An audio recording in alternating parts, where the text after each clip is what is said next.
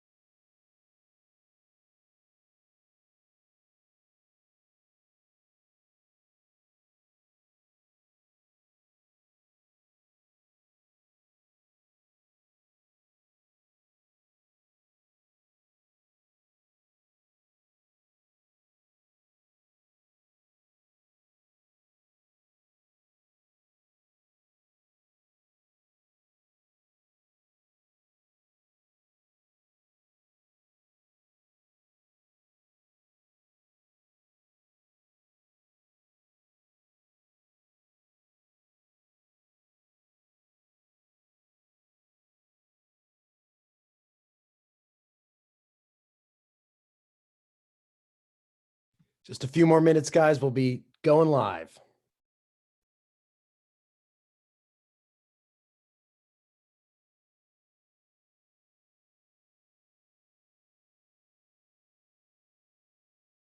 One minute. Start the countdown. 60, 59.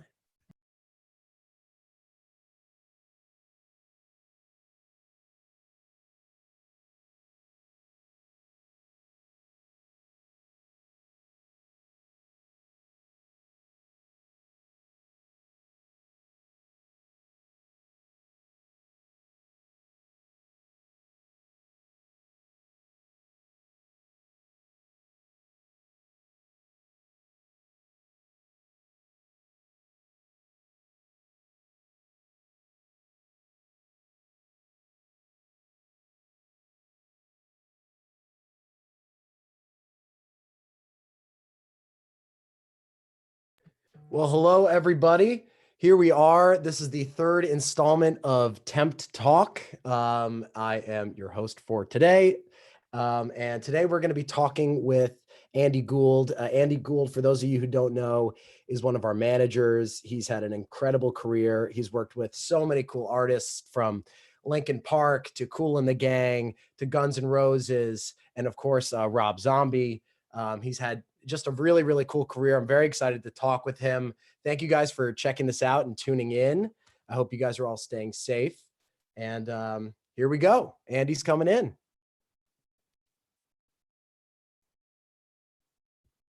Waiting for Andy. Mr. Gould. Oh. Hey. There you are. How you doing, man? Hey. Good. I love that shirt. I'm not dead yet. Did you get that for quarantine? I've had it for a while. But That's a funny shirt. Well, I hope you're doing well. Thanks for taking the time to chat a little bit.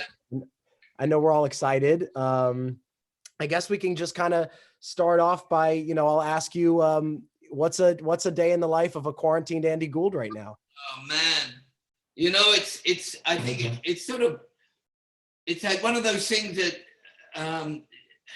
anytime there's something like this, and being a bit older now, nothing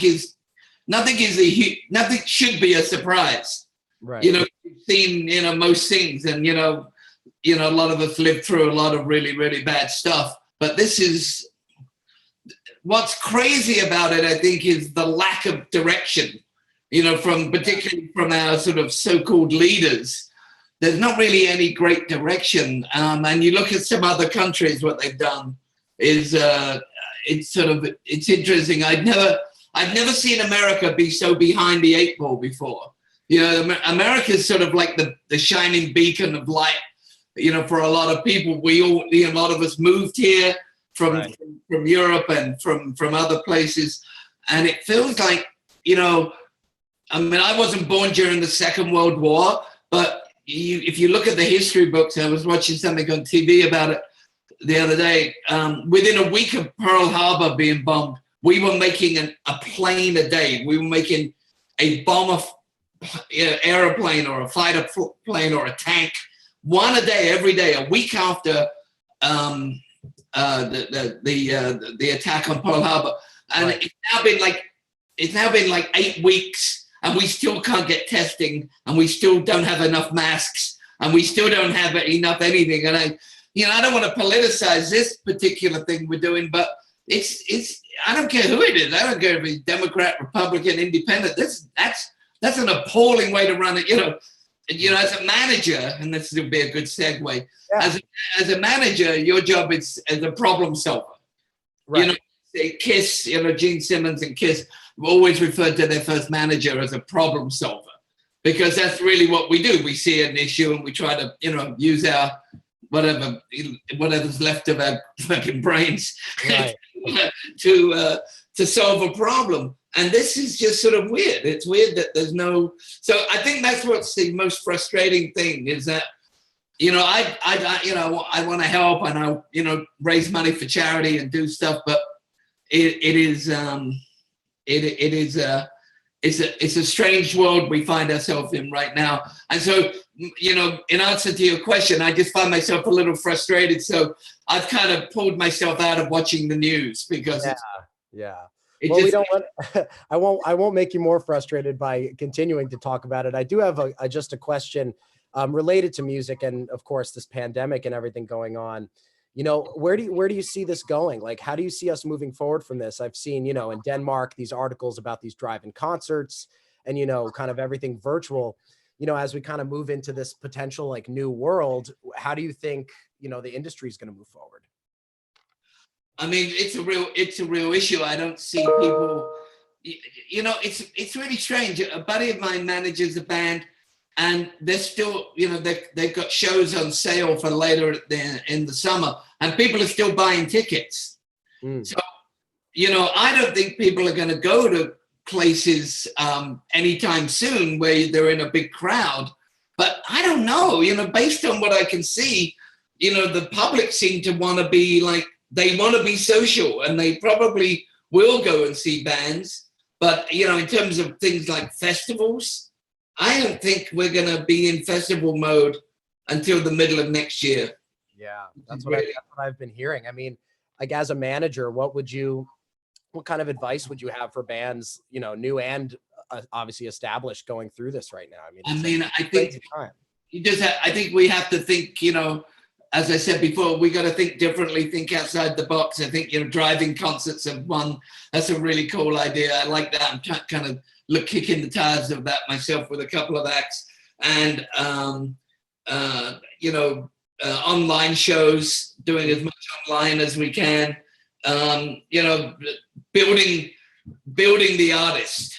It's but particularly, I think it's a wee bit harder for a brand new artist such as you guys, because there wasn't a lot of stuff in the vaults that we can go to.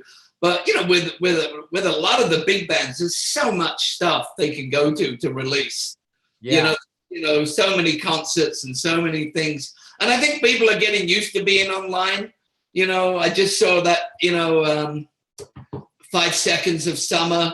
They've got a video out that they made in quarantine. Yeah, and it's actually kind of cool. I saw that they were on Stephen Colbert, I think, or James Corden, I think, one of those two, and plugging their new video. And so where there's a will, there's a way. I think we have to look at it, and we have to be really.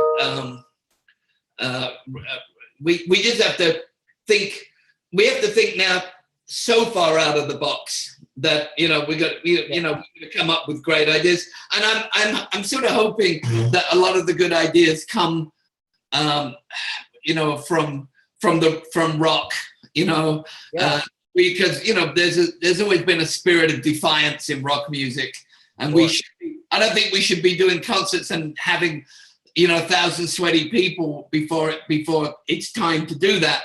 But I think we can kind of think a little bit outside the box. Yeah, it's an interesting time because, while this is obviously such a horrible situation, I guess the one kind of silver lining and the light you can find in it is how, people respond to it with all this creativity, and like you said, the Denmark drive-in and stuff. So it's just an unprecedented time. No one could have predicted this. Yeah, I mean, this is one that I can't, even like in February, we were so like, we just had the Grammys and a bunch of charity things and, that I do. And it's like, and then boom, and I have asthma. So I kind of locked myself down pretty early. So I'm 2 months into this thing. I've been 2 months inside my house. You're 2 months, and are you doing planks like Steve said he was? Yeah, I do have pants on, but something interesting. Okay, that's good. That's good. So I guess I don't want to take up the whole time talking about Corona, because let's talk about obviously your career and how you got started. I know that you have some great stories about how you got started. So kind of tell us, was there like, early on in your career, was there like a mentor that kind of helped you out? How did you what was like your first job in the industry? Well, my favorite story about I'd rather have other people tell stories about me, but my favorite story is the first one, which is, I grew up in South London, pretty working class part of England and London, and I wanted to be in the music business. I knew that I love music, and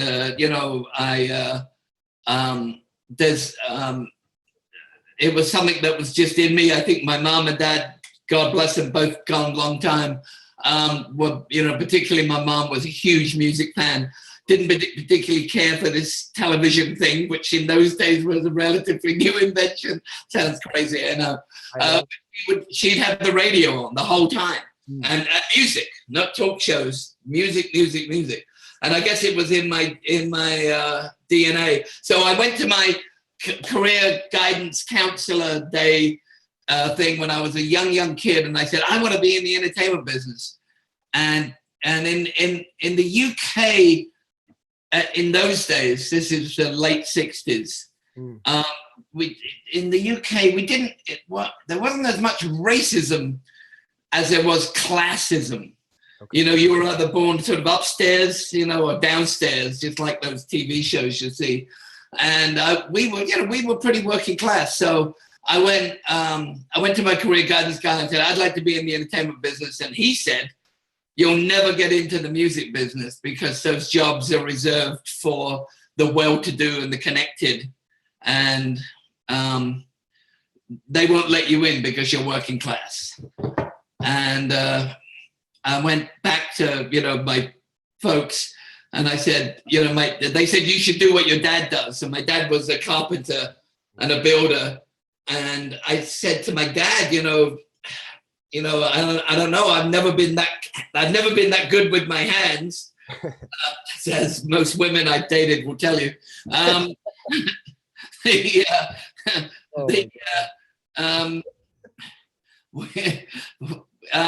And he said, well, don't do that. Go and try to, I can't help you, but if you want to go live your dream, go try to do it. But, let's make a deal that if by the time you're 21, you're not making any headway, maybe I can teach you how to do my job. And so I went off and I knocked on all the doors in London, and I finally found I got a job as a bike messenger for Chapel Music. Okay. Still now Warner Chappell, still a big company. Yeah. Sure. And I was delivering a piece of sheet music, if you can believe it. I delivered a piece of sheet music to this really famous record producer. And when I got there, I could see that the office was in disarray. And I hated being a bike messenger because, being a bike messenger in California, kind of cool. A lot of pretty girls, a lot of sunshine. Being a bike messenger in London, rain. Cold, yeah, not good. Dangerous. Hated it. Oh, man. And, so I delivered a piece of sheet music and I said, hey, do you need someone here to make tea? Big job in England, making tea for people. Yeah. A tea boy. Do you want someone here to make tea and, make sure the office is a little more together? And they were like, yeah, we do. Can you start like right away? And that producer was George Martin, who was the Beatles producer. So 8 months to the day, almost 8 months to the week, or 9 months to the week of this guy telling me that you'll never be in the music business. I was making tea for for George Martin and the Beatles, it's like crazy. How does George Martin take his tea? Milk.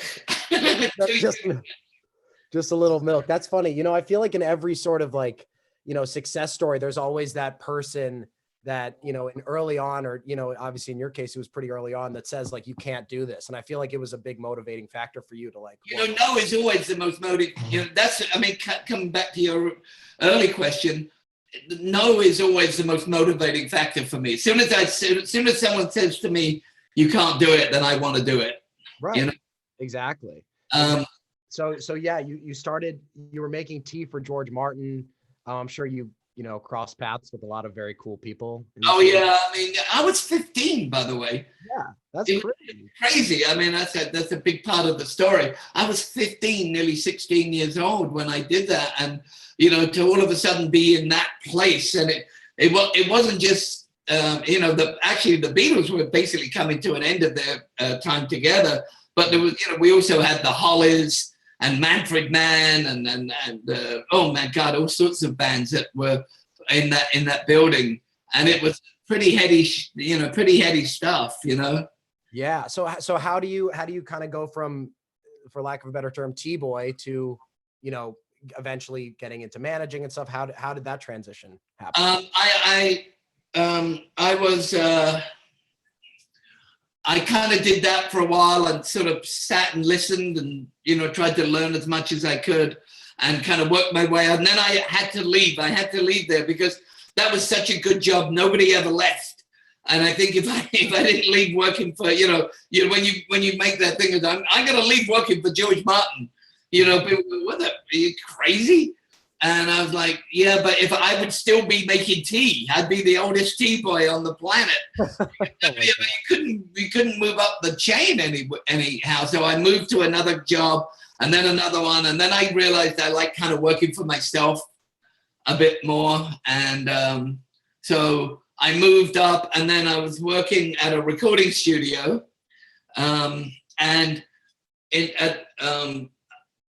While we tried to sell time to people, but when we weren't selling time, we made our own records. And one of those records, we had a bite in America. So I came to America in 1976. And how old were you at this point? Oh God, I don't know, my early 20s. Okay. And I was in New York. And went to CBGB's, went to the Apollo up in Harlem. I mean, all the places that, because I'm a huge soul music fan. I love,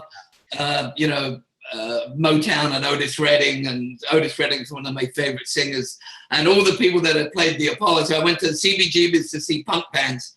I went to the Apollo to see R&B stuff. And I went back and I remember having lunch with my mom and dad. And I said, I think I'm going to move to America. And they were like, yeah, no shit. You've been listening to American music your whole life. You watch American TV shows. We knew that you would, once you saw it there, you'd probably go. And I met someone at CBS before it was sold to Sony. I met someone at CBS Records and they offered me a job to be like an A&R man in CBS Records and Music Publishing.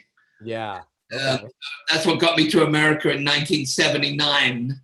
And then I worked for CBS for a couple of years until around 81, 82 when it got sold. And I realized that no matter how well you do for a corporation, if they have a bad year for other reasons, you're just as likely to get whacked. Right. So I was like, no, I think I want to go and be a manager. I like that. And I'd met a few managers that I thought were really cool. Doc McGee, managing, by that time, he just started managing Bon Jovi and Motley Crue. Okay. And I really liked him. I liked that model as like to go and do something. And so I became a manager. I went to work for my buddy who was managing Kool and the Gang. Yeah. And I was looking after a really great record producer called Max Norman. And Max Norman had produced the Ozzy Osbourne records. And I looked after him and got him a bunch of gigs managing, producing Megadeth and all sorts of cool, really, really cool bands. Yeah. And then this crazy thing happened. I was partners with a company called Concrete Marketing and Concrete Management. And we went down to Dallas and saw a band that didn't have a record deal called Pantera. Oh, well, there you go. And out of Pantera, we met a guy called Rob Zombie and White Zombie.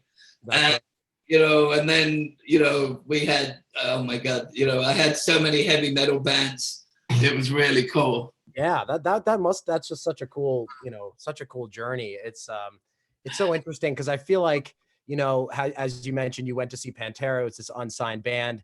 I feel like there are a lot of stories of people going to a show not expecting to see like the next big thing, and then all of a sudden you're like, oh my God.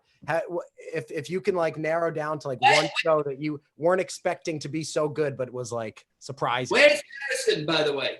Harrison? I don't know. He's not here. No, it says he's on this thing, but I don't see him. He's off he's sharing it to the YouTube page. That's why he's just. Oh, okay. how do I, because I'm technologically an idiot, I can't see any comments. Are there anyone? Is anyone watching this? Yeah. We're getting some great comments. People are in the chat right now. I'm monitoring it. So Okay. at the end, we'll get to some live Q&A.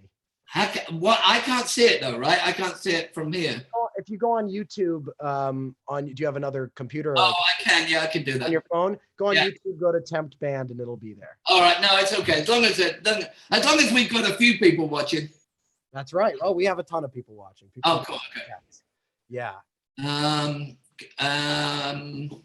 Where was I? Oh, what was your question? I'm sorry. Yeah, no, it was like I was saying, you went to see Pantera. They were this unsigned band, and you probably weren't expecting to see the thing that would become Pantera, the big band that they were. What if you could narrow down like one show where you were not expecting to see anything great, like the opening act blew your mind or something? Can you kind of pinpoint?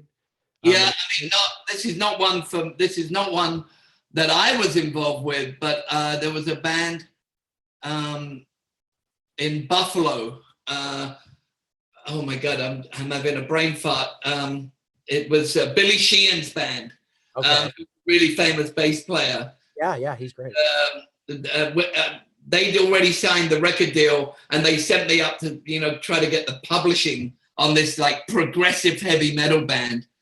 And I went into a club in Buffalo where they were a big band, and they went on to they didn't go anywhere. Billy Sheehan left and came down and joined up with David Lee Roth and then Mr. Big.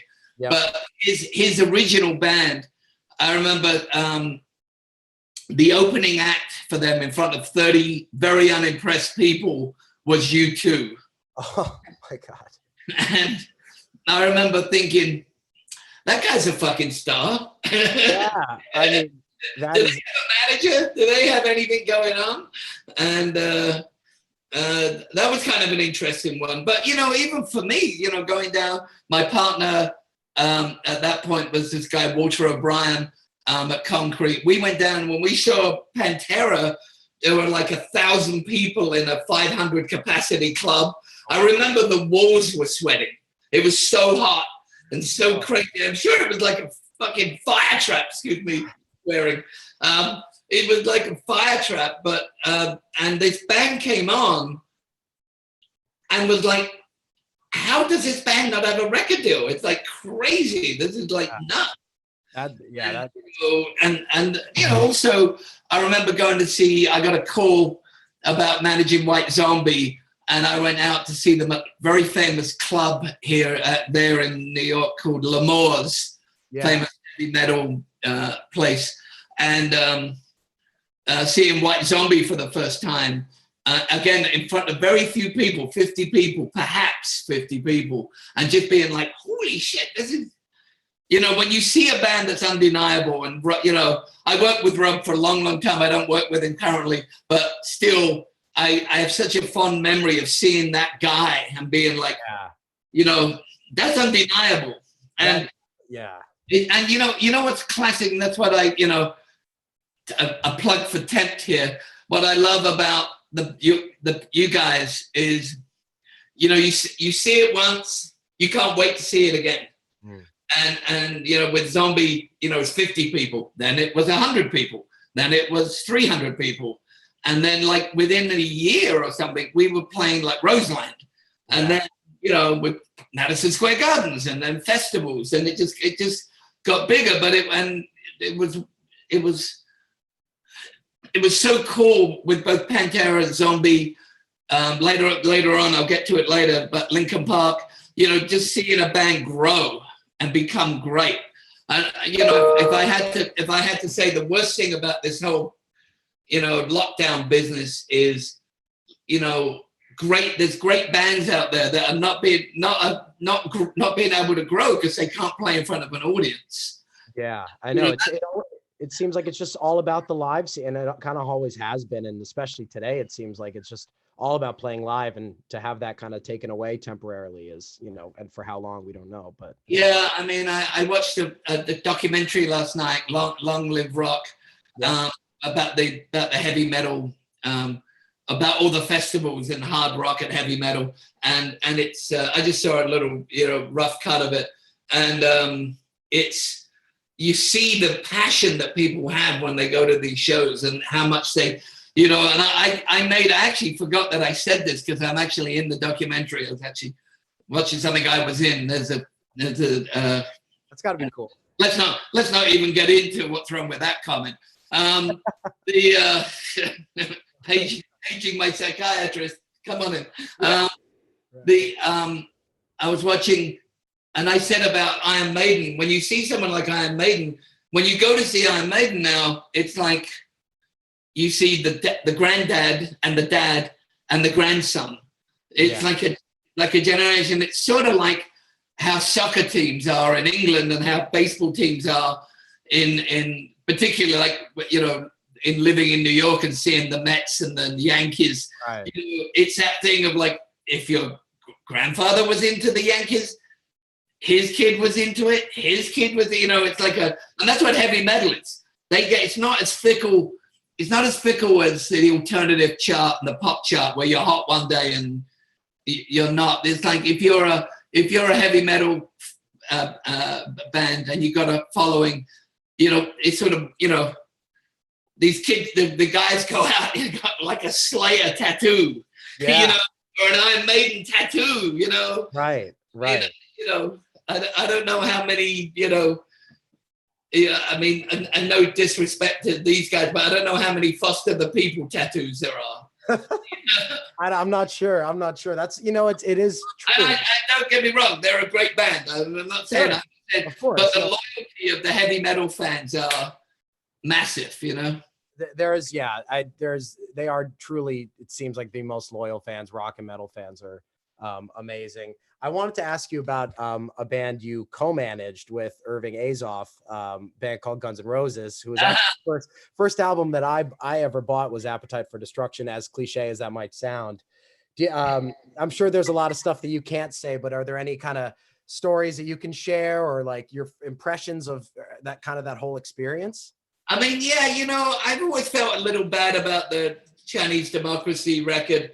You know, it had become a record that had become a real anvil for Axl. You know, he'd been working on it for 10 years and a whole bunch of people had tried to get it out and tried to, you know, get him away from the project. And I think we did succeed in doing that. We succeeded in putting it out.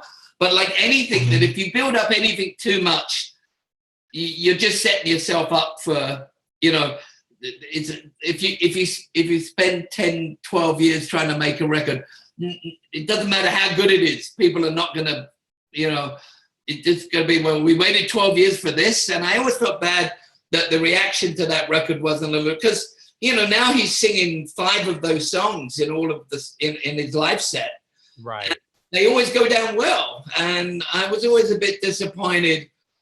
We did a really great deal. Irving was amazing and helped us put this Best Buy deal together where, you know, it was an exclusive thing with Best Buy and they paid us a whole lot of money.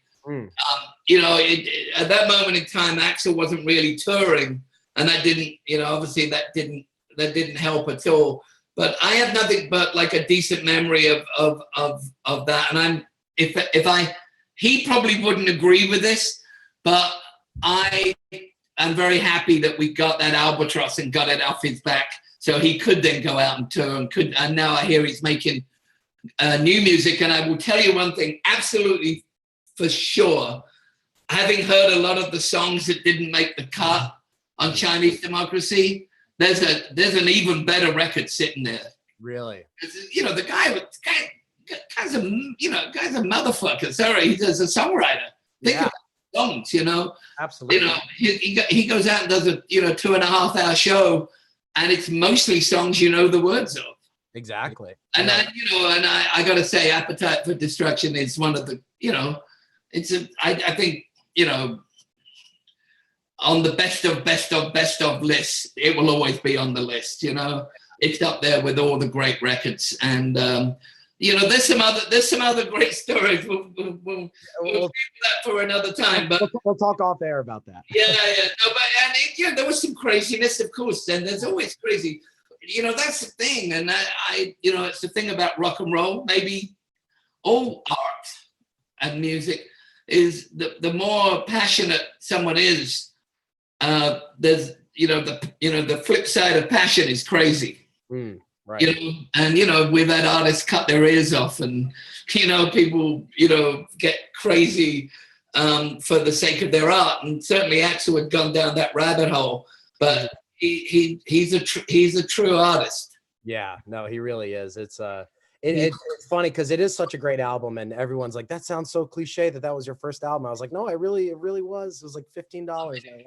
I mean, an album like that can change your whole perspective. You could be listening to I remember even, back in England, you were listening to pop music for the most part, because it was back in the 60s, early 70s, it was, 45s and hit singles, Sugar, Sugar, and all these like crazy pop songs. And then they were like, hey, there's this band that used to be the Yardbirds that now called Led Zeppelin. And you hear that first Led Zeppelin record and it's like, holy shit. For me, that was, one of those records, some of the early classic Rolling Stones records, and Frank Zappa, Mothers of Invention. You're like, you can't even believe those records, because it's really hard to explain, and I'm sorry if I'm rambling. Oh, please. Can't explain how big those records were because there had not been records like it before. Now it's like if you make a great rock record, you're kind of doomed to have people go, well, it sounds like this, or it sounds like that, or it's not as good as this, or it's not as good as that. But, when you heard that first Led Zeppelin record, Beggar's Banquet by the Rolling Stones, you're like, holy mother of God, that's like, I've never heard this before. And then if you took it to some other, crazy things, you hear the first Mothers of Invention, Frank Zappa record, you're like, whatever drugs they're on, I should probably avoid. or I should do it right now.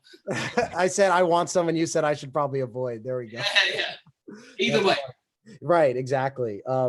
You mentioned, we mentioned Guns N' Roses, and you're kind of working with Irving Azoff and with Linkin Park. I know you worked with Rob McDermott, who's one of your friends. What do you like co-managing? Like, is it something that do you like better than just managing on your own? I mean, I know there's obviously all sorts of teamwork involved, but yeah, I really like co-managing if I'm the predominantly good-looking one in the relationship. Well, you are in this case too. I'll tell you that. Sorry, Steve. I presume Steve Strange is watching. That was just sorry, Steve. I do. I love the collaborative effort. Steve and I were just talking yesterday about you guys, and we even got into a little heated exchange about something, but not badly, and we were laughing about it afterwards. But it's good to have it's great to be able to share an idea.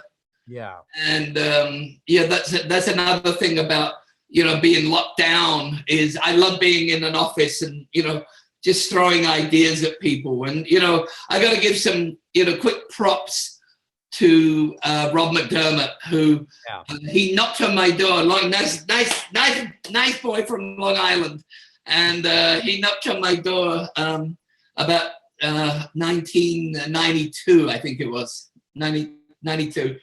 And said, I want an intern for you.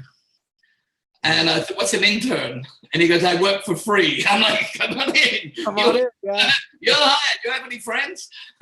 And he was our intern at the company. And then he became like my assistant. And then he became a junior manager. And he found a really great band. Sadly, didn't have a great ending, Static X, Wayne Static. Yeah. And he brought them in and we co-managed them. And then he goes, Andy, you've got to come see this band I think is good. And they weren't even called Linkin Park yet. And we went to see this band that a lot of people had passed on.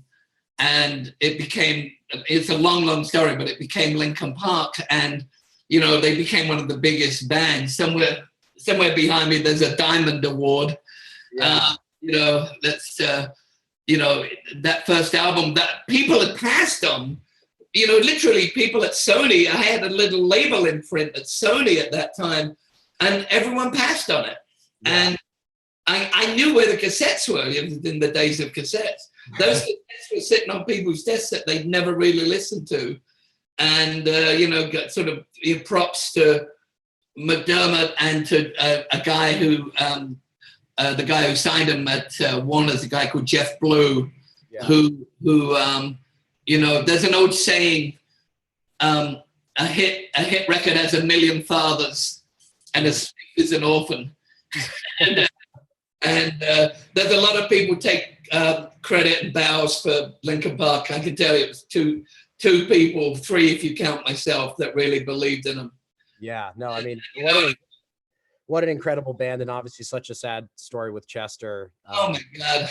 You know, as part of that documentary I said I was watching last night, there's a whole thing about Scott Weiland and Chris Cornell and Chester. Man, there was a you know, think about how big those three acts were. You know, Soundgarden, Stone Temple Pilots, Linkin Park. I mean, for those bands, you know, sort of, at least in that place, for them, those bands not to be around now is, you know, beyond tragic. I know it was such a big loss in the rock world and the music world and everything. But again, you know, don't want to get too bogged down on the sad stuff. I know I brought that up. I was going to ask you, you know, obviously you've had such a long career in the industry and you've seen so many things in the music industry change, obviously.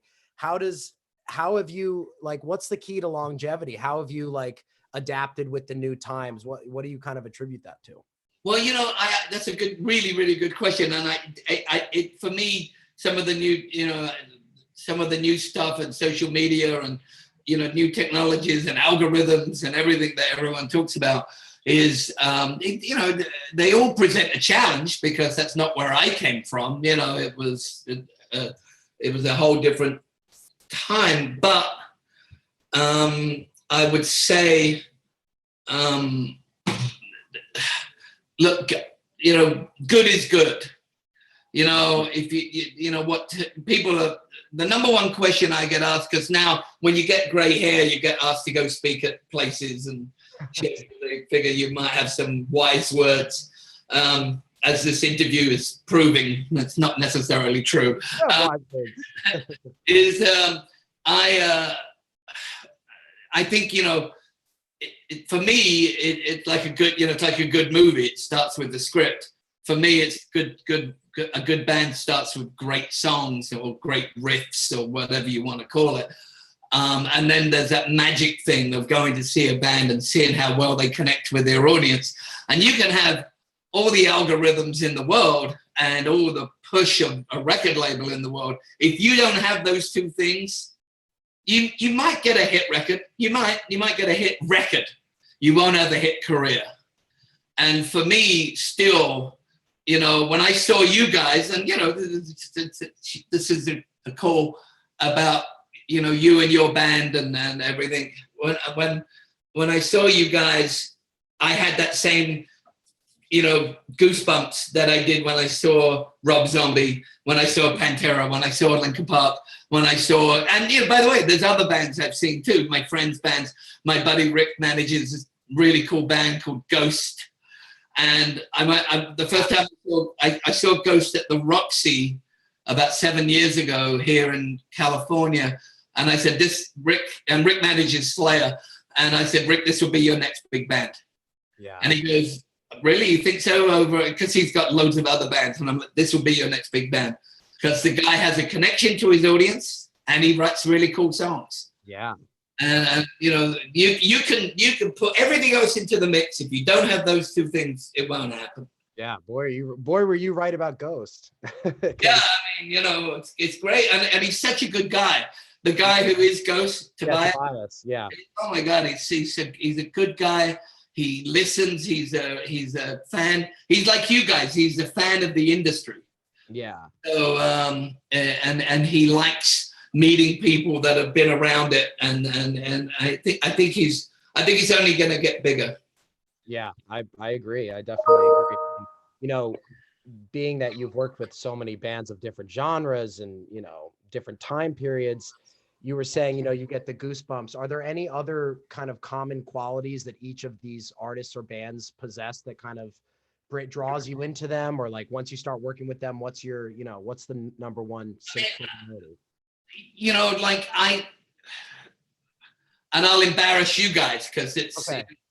like with you guys. And again, this is, you know, I hate to keep coming back to it. This is such, what's going on right now is such a drag.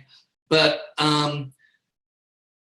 you know, seeing Tempt, you know, when I saw you guys with Steve Strange, my partner, Steve Strange, if you're watching, hi, has he been online? He hasn't posted any questions, I don't think, but right. I'm sure he's watching. Is like I remember saying to the people around me, Chris Lord Algie and all the people that are involved now, I was like, this is how good they are now, doing one gig every couple of, you know, every month, or 2 gigs a month, or, you know, the plight of all new young bands finding places to play. I said, you know, you put 50 dates on, you know, consecutive dates under the belt of this band, you're going to have a mega band. Right. I remember, I thought that, I still think that, you know, when you guys go out and, you know, things will get back to normal, you'll see, you know, even you guys that think you know, you might be really good now, when you've got 100 dates under your belt, you'll be like, holy shit, you know, and it's always the same thing.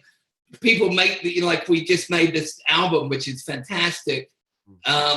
I guarantee you, when you come back after 100 dates, you go, can we record that again? Yeah, exactly. You know, it's always the way with bands. I've had that comment from so many of the bands I've worked with. You know, when they come back after a long tour, they're like, now we can make the album. Yeah, exactly. No, I feel like it just, you always get better the more you play live, obviously. Exactly.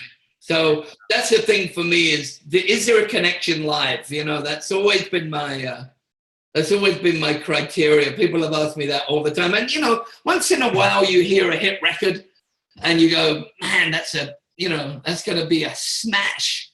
Yeah, exactly. You know, then when you go see the band or the artist, it's kind of like, and then, you know, it's a one-hit wonder. Yeah. You know, I mean, boy, I'd love to have a one-hit wonder once in a while. That would be cool. But that's not what I go for. I go for, like, can we have, you know, 15, 20, 25-year career. And, you know, the fact that my name is on the back of some of these big records means that legacy goes forever, you know, long after I'm gone. That's actually a perfect segue into the next question, which I had was like, what was the moment where you kind of felt like you cemented your place in the music industry? You're like, okay, I'm Andy Gould. I work in the industry. I've made it. Is that something that you're constantly chasing, or is that like, was there a defined moment with that?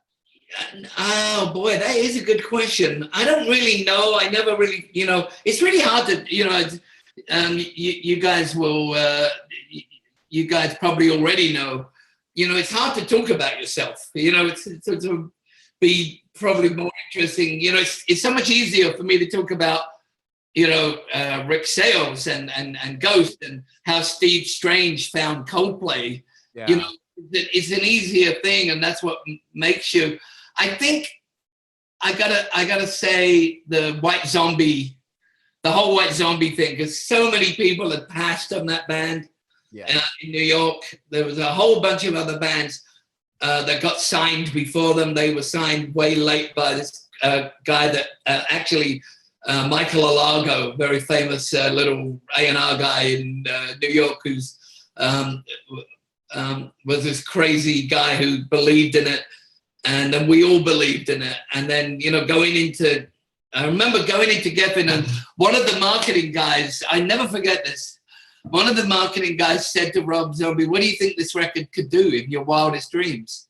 And remember, this is a very different time. This is 1992, 93. When records really sold. And the marketing guy said to Rob, what do you think, you know, in your wildest dreams this could do? And Rob said, I guess if we work really hard and we tour, maybe we can sell 500,000 records. And the marketing guy said, if you sell 50,000 records, you'll be lucky. This is weird, you know, heavy metal rock with all sorts of crazy samples. Believe me, if you sell 50,000 records, consider yourself lucky. And there was something really, really cool about, you know, a year and a half later, when the record went double platinum, that same marketing guy had to give the double platinum record at a party. I was like, fuck you. Oh, You know, that's great. don't piss on people's dreams. It should be, No. you know, it should be the world's your oyster. If you work hard, you should.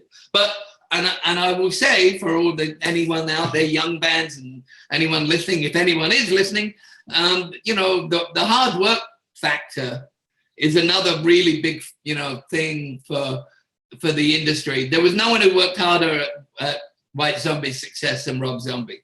Yeah. You know, Rob who doesn't drink or smoke or do drugs. He's a really clean guy, vegan way before it was trendy.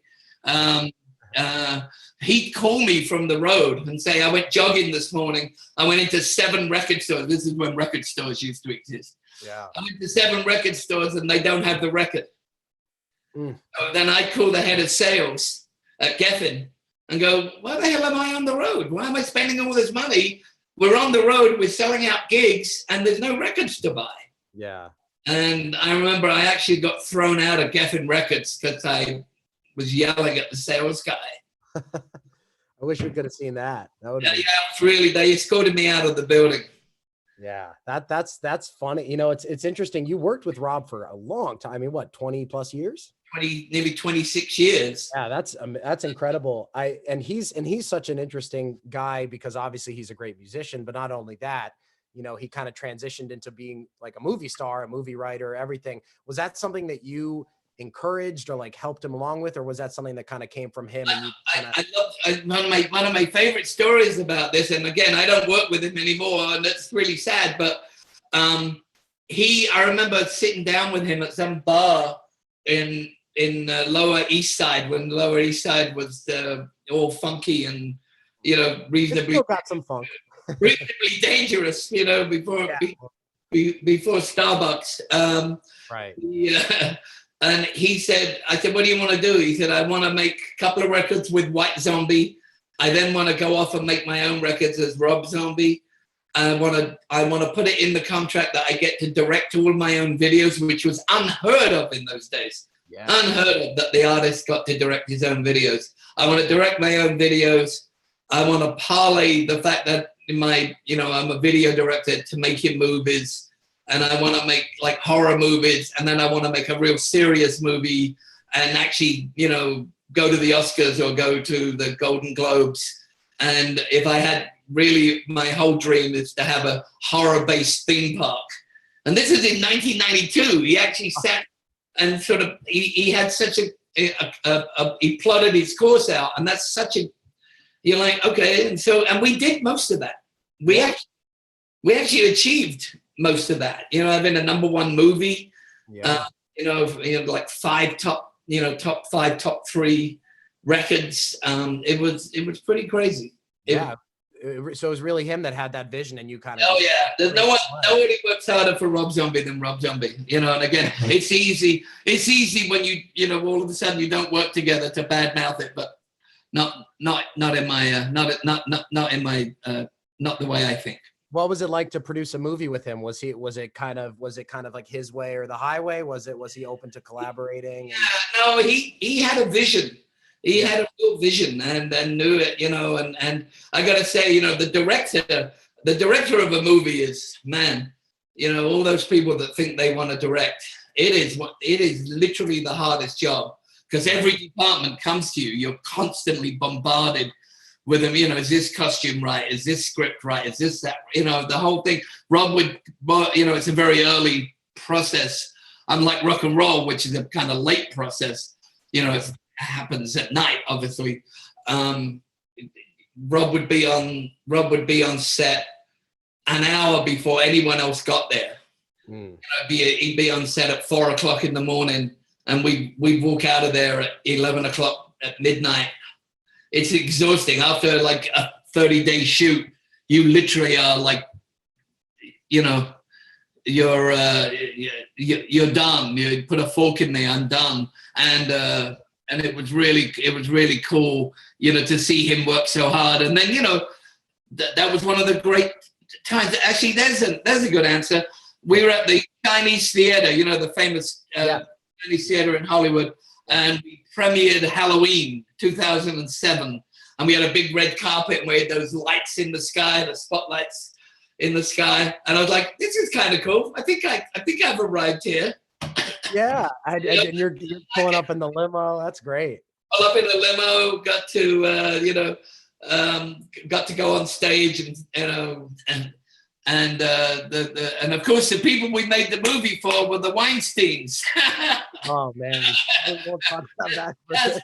That's another story. Oh man, yeah, that's one probably for off camera. That's off camera. Oh, that's great. So like, we're coming up on an hour here. Oh shit, really? I know it's been one of the fastest hours I've had recently. Obviously given everything going on. We should do this more, exactly. So like, find advice that what would be kind of some advice you would give to, like, we can make it two-pronged. One, to someone who wants to build a career as an artist or musician, and then more advice for someone who wants to do something like what you're doing, working in the industry. What are the things that you would tell those people? I mean, always, I think it's a tough question because the answers are always kind of cliched. Sure. They just are, and all those old cliches that you hear about, the harder I work, the luckier I get. They all turn out to have some real semblance of truth to them. I think I always say when I go speak at different places, UCLA and USC and all these different places, I always ask who's the manager, and I say, if you don't listen to anything else, listen to this. You don't want to work harder than your act. If you're working harder than the artist is for themselves, then you're managing the wrong band. What I like about Tempt, what I like about you guys is that you call us, you're involved, you want to be in it.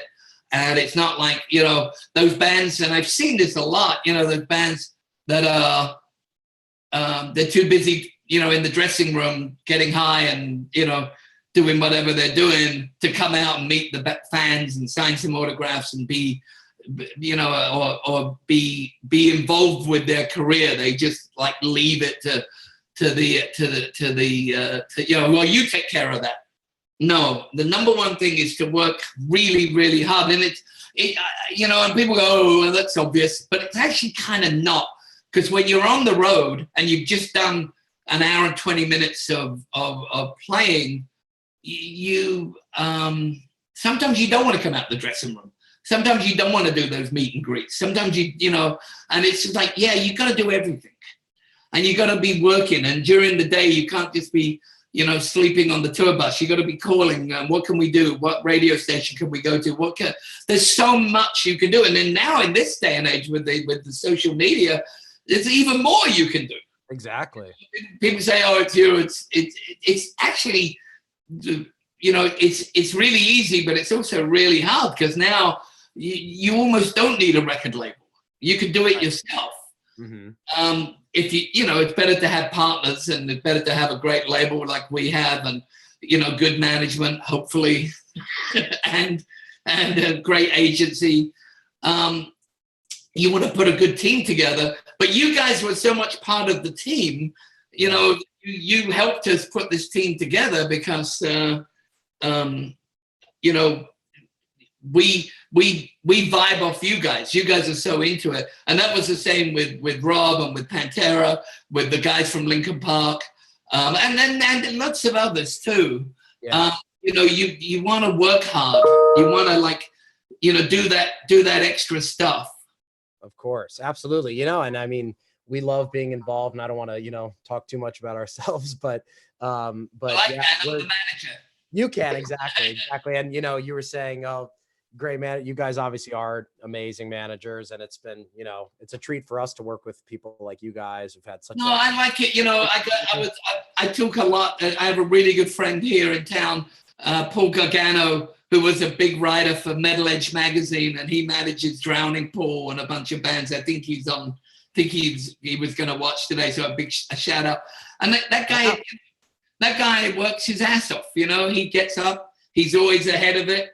He's always doing stuff, and they've got a second and third career because the band and him like have a real focus, on what they've got to do. And they're an older act, and some people have said, oh, the best stuff they've done is behind them. I don't agree. I think the best stuff is in front of them because they work hard at it. That's right. And I think that, you can't, just because and again, that's a really good piece of advice. Don't listen to the critics. Yes. Not the critics, always. If you don't believe me, go back and look at Rolling Stone's first review of the first Led Zeppelin record, where they said it was mediocre. I know. It's always such a weird, it's a weird thing to certain times. Some of these journalists don't even can't even play an instrument, and they're writing these reviews about these bands. Kind of fun. I mean, I've always said most of the acts I've managed actually have never got good press. Linkin Park never had good press. Rob Zombie for a long time didn't have good press. But I don't care to listen to those guys. Right. I know when I see a band and I see the kind of effect you guys have when you played, when I saw you guys before this fucking crazy shit that's going on right now, and see how you touch those people in the audience. Yeah. I don't care what a critic has to say. Yeah. No. And I think, don't listen to critics. If there's anyone listening, don't listen to critics. Don't listen to critics. Yes, we do have people listening, and this will obviously go live on YouTube after, so people can rewatch and listen to some of your cool stories. Before we get to some questions in the chat, kind of want to ask you what you like to do outside music. I know you're a baseball guy. I also am a big baseball guy. What was your first introduction to Major League Baseball? How did you kind of get into that? I say I'm a baseball fan, but I'm a Mets fan. So that's Ooh, yikes. I know. You're not a Red Sox fan. That's okay. Here's the deal with me with baseball. I got to America in 1979, and I didn't pay any attention to it because we don't grow up with baseball in England. It's only soccer in England, or football as we like to call it. And I didn't pay any attention. By the time I was paying attention to baseball in America, because I realized it was sort of like a lot of my peers and a lot of my friends were into baseball, so I started going to games. The Yankees were on a sort of actually a little bit of a soft period. They weren't doing so good. Right. The Mets were growing, and they were the rock and roll team. Like that whole team, you'd find them at the China Club, that night, getting crazy, doing drugs and rocking and rolling, Keith Hernandez and Darryl Strawberry and all those, Dwight Gooden. They were rock stars. And they'd hang out with Kool and the Gang and all those people. So I became a fan because I liked them as people, and I liked their, I like that rock and roll spirit. And then to see them like in 1984, 1983, they got close. 84, they got closer. 85, they just missed it. And in 1986, they won the World Series. And, New York went ballistic. Yeah. And I'm still, and of course, they've never really done that again since. It would have been so much easier if I'd chosen the Yankees. I know. But I gotta be honest, I like the Yankees also, and I like the Dodgers. I like to go to baseball games. People say it's boring, but I don't see it. I could watch an entire game. I mean, I'm a huge baseball. And of course, the other thing with baseball is it's run by the manager. Yeah. The manager run it, That's why you love it. And that's why I like it, because you have to go, that's, they're making that switch now because this guy's coming. It's almost like human chess. So I like that. And yes, it can be boring, but that's why there's beer and hot dogs. Exactly. That's right. That's the fun of it. So I'm gonna ask you some of these questions from the chat. Leslie asks, what bands would you pair Tempt up with for future tours? Oh man, that's a tough question. I think that's a really good question. Foo Fighters. Okay. And that's a good one. I mean, anytime you get asked a question like that, your brain just freezes. But I put you guys on with anyone. I put you guys on with a harder band. Mm-hmm. Before this went down, you guys were going to do some dates with Iron Maiden. And you guys, in some respects, are poles apart. But the Iron Maiden fans will really like you guys because you're real. And it's, you know, when you walk on stage, it's like, oh, these guys can really play, and they've got a statement about themselves. So I put you guys out with anyone, but I would love to take Tempt with the Foo Fighters. I know Nick would be very happy because for about a year. Yeah, he loves Grohl. He loves that whole band. I do too. By the way, and you know, I know it's really terrible to name drop, but Dave Grohl, one of the nicest guys on the planet. Just a lovely guy. Anytime I've ever hung out with him, with Steve Strange, and occasionally on my own, you know, it's like he's just the guy you think he is. He is. He's just very down to earth and a decent, insanely talented. Drummer. Talk about driven. Yeah. You know, this guy is, you know, if he's not doing his own record, he's producing someone else, he's doing his TV show. The guy works his ass off, and he's still one of the most fun guys to go out and drink with. Oh, I bet. He seems like a blast. Yeah. Let me see if there are any other questions before we wrap up. I don't want to, but I know it's close to an hour. Let's see. We did have a question from Carmen. What's your favorite Tempt song? Oh man, that's good. Living Dangerous, Two Ways. Two Ways, I think, is always the one that comes back. You know, I know everyone's saying that's like going to be maybe the first single, but it's just such a. I remember hearing it for the first time and going, "That's it. That's the song. That's it. That's the song." And I think I'll answer it a second way too. I'm almost certain that I think the best Tempt song you haven't written yet.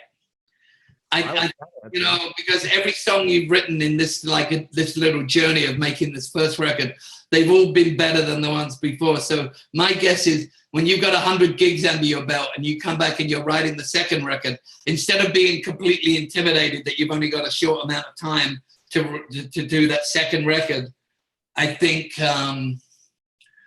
you're going to come back and there's going to be 100 songs to choose from. I think the best song is going to be on the second album. Yeah. Okay. Well, I love that answer. We're at an hour now, so I just want to say thank you so much for having this conversation. It's been so much fun. I'm excited for people to go back and rewatch it if they weren't here live. Thank you to those who were here live. Glad you're not dead yet. I love the shirt. Yeah. And I think also, because I couldn't see the comments, I know another buddy of mine, John Travis, great record producer, produced Kid Rock's records. He's now in the charity business. He has a charity called Drop in the Bucket. They do water wells in Africa. And, you know, because of all this craziness, charities are getting hit really hard. So if you ever want to go and do something good, look at Drop in the Bucket. They literally go and save people's lives every day. And he's again another rock and roller, you know, produced Stan Hicks for me. And then he decided to, you know, go and do something good, really good in life. Yeah, well, we'll definitely check that out. We'll send a link out if there's any sort of links we can tweet it or Instagram or on Facebook. Yeah, because that sounds awesome. And of course, a big shout out to Steve Strange over there in the UK. Can't wait for you to come back into the States, my friend, and let's get this Tempt thing fucking off and rolling, man. That's right. Yes, absolutely. I feel like I'm on the tarmac at JFK and we can't take off. I know. Ready and we can't take off. I know. Well, this has been awesome. Thank you again. Thank you to all who are watching. We'll do this next week. And until next time. Who's on next week? I don't know yet. Are you going to do Chris Lord Algie? Maybe. Or Alan Kovac. Let's get Alan Kovac. That would be great. That would be awesome. You're going to need 2 hours with Alan. Exactly. Thank you guys. Take care.